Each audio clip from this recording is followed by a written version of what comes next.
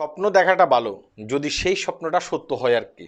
যদি সেই স্বপ্নটা সত্যিই না হয়, মিশে মিশে এই স্বপ্ন দেখে লাভ আছে? কোনো লাভ নেই। কেন কথাগুলো বলতেছি, ভিডিওটি দেখলে বুঝতে পারবেন। বাংলাদেশ থেকে তারেক রহমান সাহেব মালয়েশিয়াতে আসবে।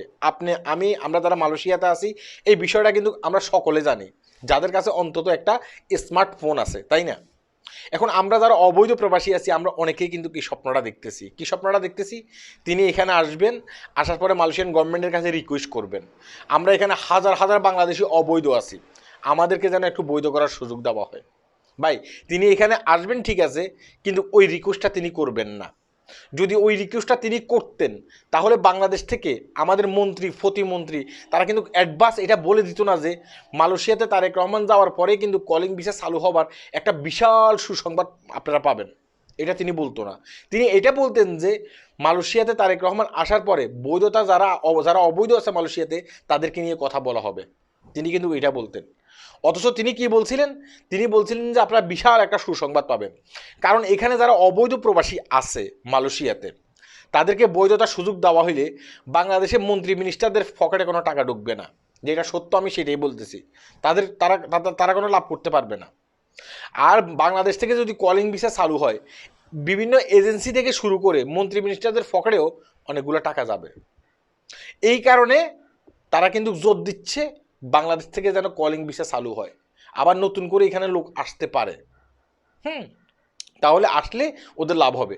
আর আপনি একজন অবৈধ প্রবাসী, আপনি এখানে বৈধতা হইলে বাংলাদেশের কোনো লাভ হবে? বাংলাদেশের লাভ হবে, সেটা ঠিক আছে। এই যে মন্ত্রী মিনিস্টারদের কোনো লাভ হবে? মন্ত্রী মিনিস্টারদের কোনো লাভ হবে না। তাই আমি বলছি, আপনি লিখে রাখেন। হয়তোবা এখন অনেকে এসে আমাকে গালি দিবেন, সেটা ঠিক আছে, কিন্তু আপনি লিখে রাখেন। তারেক রহমান এখানে যখন আসবে, আসার পর আবার চলে যাবে, তখন এই ভিডিওটা দেখাইয়ে আপনারা আমাকে বললেন, হ্যাঁ, বলে ভাই আপনার কথার সাথে এই কথা একমত, মানে একসাথ হয়নি। তিনি এখানে আসার পরে এই রিকোয়েস্টটা কখনো করবেন না।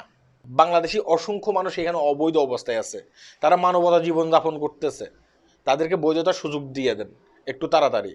হ্যাঁ, এই রিকোয়েস্টটা তিনি করবেন না। কেন এই রিকোয়েস্টটা তিনি করবেন না? কারণ তিনি যে বিষয়গুলো নিয়ে এখানে আসবেন, সেই বিষয়গুলোর ভিতরে আপনার মতো হতভাগা আর আমার মতো হতভাগাদের বৈধতা দেওয়ার বিষয় নিয়ে কোনো কথা উল্লেখ করা নেই। কথা কি বুঝতে পারছেন?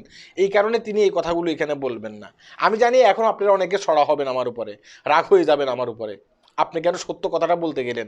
আমরা যে মিথ্যা স্বপ্নটা দেখতেছি, সেই স্বপ্নটা নিয়ে আমাদেরকে বাঁচতে দেন। ভাই, মিথ্যা তো মিথ্যে, তাই না? তাই সত্যটাও একটু হজম করতে শিখেন, আর এই ভিডিওটা সেভ করে রাখেন। হ্যাঁ, তিনি যদি এই কথাগুলো বলে, পরবর্তীতে আবার আমাকে এসে কমেন্ট বক্সে বললেন, ঠিক আছে? যেটা সত্য সেটাই, তাই তিনি এই কথাগুলো বলবেন না। তাই এই স্বপ্ন দেখা বন্ধ করেন। যারা বাংলাদেশ থেকে নতুন করে মালয়েশিয়াতে আসবে, তাদেরকে স্বাগত জানানোর জন্য আপনারা একটু অপেক্ষায় থাকেন। আল্লাহ হাফেজ।